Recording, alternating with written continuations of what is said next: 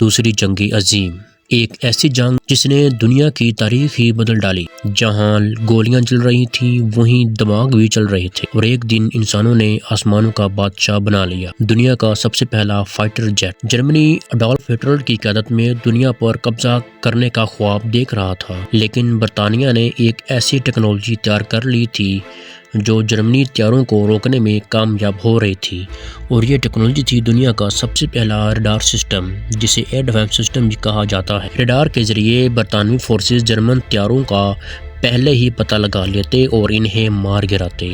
جرمنی کو فوری طور پر نئی ٹیکنالوجی کی ضرورت تھی۔ پھر ایک دن ایسا آیا کہ جب جرمنی نے دنیا کا سب سے پہلا فائٹر جیٹ بنا لیا۔ تب جرمنی نے اپنے بہترین انجینئر کو حکم دیا کہ ہمیں ایک ایسا طیارہ چاہیے جو تیز ہو، خطرناک ہو اور دشمن کے ریڈار کو بھی دھوکہ دے سکے، اور 1942 میں پہلی بار اڑا میسر شمٹ ME-262، دنیا کا پہلا جیٹ انجن والا فائٹر طیارہ۔ اصل میں جیٹ انجن والا فائٹر طیارہ اور پروپیلر والا فائٹر طیارے میں فرق کیا ہوتا ہے؟ پروپیلر ایئر کرافٹ یہ وہ طیارے ہوتے ہیں جن میں پنکھا لگا ہوتا ہے، رفتار کم ہوتی ہے، آواز بھی کم ہوتی ہے، اور عام طور پر یہ ٹریننگ، زراعت یا چھوٹے سفر کے لیے استعمال ہوتا ہے۔ فائٹر جیٹ یہ جنگی طیارے ہوتے ہیں جن میں طاقتور جیٹ انجن لگا ہوتا ہے، یہ آواز سے بھی تیز اڑ سکتے ہیں، جدید ہتھیاروں سے لیس ہوتے ہیں اور دفاعی نظام کا حصہ ہوتے ہیں۔ تو فرق ہے سادگی اور طاقت کا۔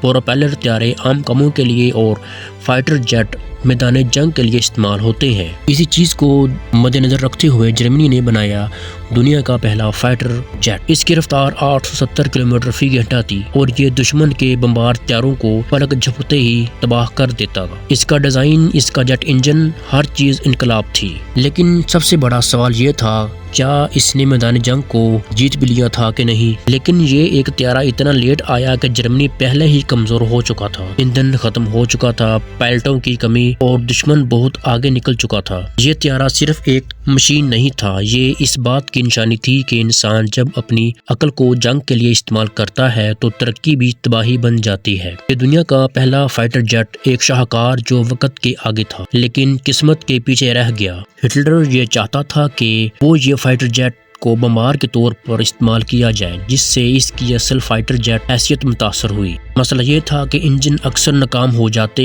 مینٹیننس مشکل تھا، جیٹ فیکٹریوں پر شدید حملے ہوئے جس سے پیداوار رک گئی۔ جرمنی صرف تقریباً 1400 یونٹس بنا سکا اور چند ہی جنگ میں مکمل طور پر استعمال ہوئے۔ لیکن اس فائٹر جیٹ نے دنیا کو جیٹ انجن کی طاقت سے روشناس کروا دیا۔ ویڈیو دیکھنے کا بہت بہت شکریہ۔ ہمارے چینل کو سبسکرائب اور ہماری ویڈیو کو لائک لازمی کیجیے گا۔